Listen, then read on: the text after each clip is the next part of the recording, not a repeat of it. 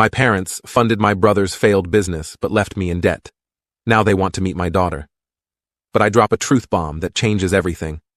I never thought I'd be writing this, but here I am, seeking advice from strangers on the internet about my family situation. My name is Johnny, and I'm 32 years old. I've been estranged from my parents for almost 8 years now, and suddenly, they're trying to be a part of my life again.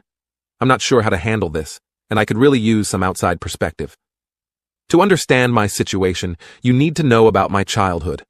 I grew up in a small town in Ohio, the older of 2 boys. My younger brother, Bobby, 30M, was born when I was just 2 years old. From the beginning, it was clear that Bobby was the golden child. He was outgoing, athletic, and charming, everything I wasn't. I was more introverted and focused on academics. Our parents, especially our dad, always seemed more interested in Bobby's activities than in mine. Dad was a former high school football star who never quite got over his glory days. When Bobby showed an interest in sports, Dad was over the moon. He'd spend hours in the backyard teaching Bobby how to throw a perfect spiral, while I sat on the porch with my books. Mom wasn't as blatant about her favoritism, but it was still there.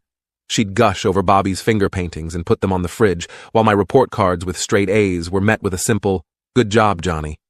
I remember one particularly painful incident when I was 10. I had won the school science fair with a project on renewable energy. I was so excited to show my parents, but when I got home, they were too busy celebrating Bobby making the junior football team to even look at my blue ribbon. As we got older, the favoritism became even more apparent. In high school, I threw myself into my studies, joining the debate team and the math club. I was determined to get into a good college and become a doctor. Bobby, on the other hand, coasted by on his charm and athletic ability.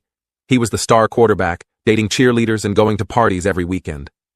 I still remember the night of my high school graduation. I was valedictorian, and I had worked for weeks on my speech. As I stood at the podium, I scanned the audience for my family.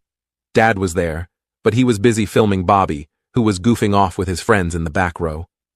Mom at least seemed to be paying attention, but I could see her constantly glancing over at Bobby. It felt like even in my moment of triumph, I was still in my brother's shadow. When it came time for college, I got accepted into a prestigious university with a partial scholarship. I was thrilled, but my excitement was short-lived. My parents sat me down and told me they couldn't afford to help me with tuition. They said they had been saving for years, but unexpected expenses had come up, and they just didn't have the money. I was devastated, but determined.